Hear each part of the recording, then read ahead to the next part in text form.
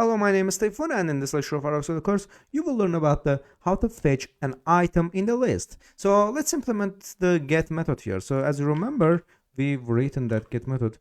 It gets an item from the index that you defined here, and as you can see here, gets an item from an index. So we're gonna do it now. So in order to use our header file in our main class, we need to implement the listed edge here. So as you can see, this is a default class. We will include the list.h header file, and here about the main function, we will create an integer list get here integer index. As you can see, it auto completed itself, and here we will get firstly, as you remember in previous lecture, we need to check if the index is out of bounds.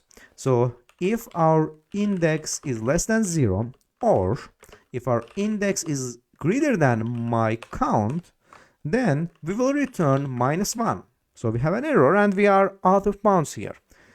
But else we will return the my items index. So in this case, we're gonna get this index and put it in here.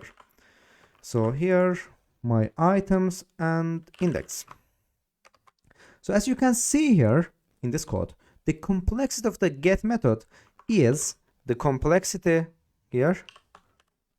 The complexity is equals 0, 1 here. So since it doesn't depend on the number of the list elements, so we will also create an item into the list, an insert method.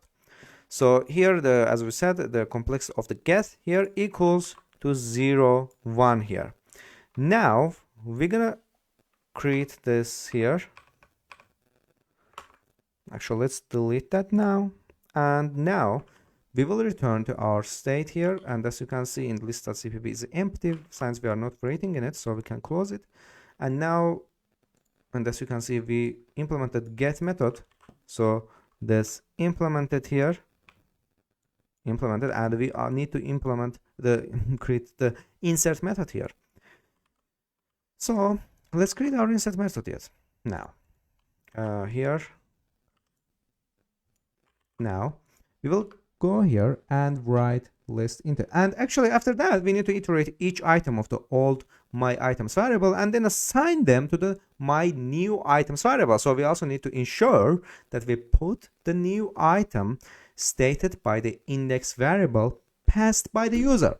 The implementation is like that. So firstly, we're gonna void list insert, and as you can see, our insert function is actually void here, so it doesn't return anything, and it doesn't need to return anything here.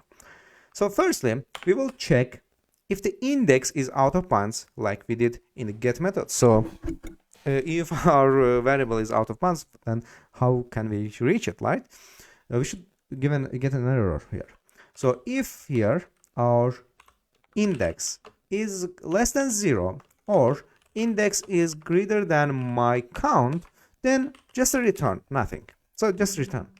And here we will copy the current array here. So integer, we need to create a new array, old array here, and my items. And also we will increase the array length by this my count plus here. We will initialize a new array, my items equals new integer array and my count. So after that, we're gonna fill the new array with the inserted data.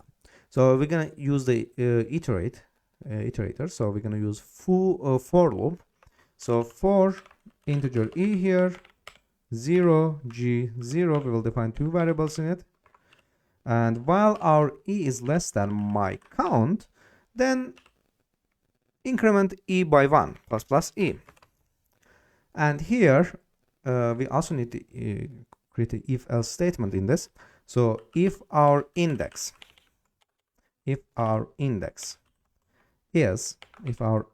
is equal to e, then my items of my items index should be val here.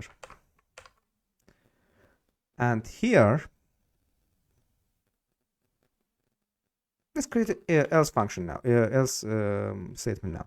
So else, if else happens, then my items E here is going to be all array, and it's going to be get the G here. So here old array, and it's going to be G, and we will increment G by 1. After that, we also need to remove the copied array here. So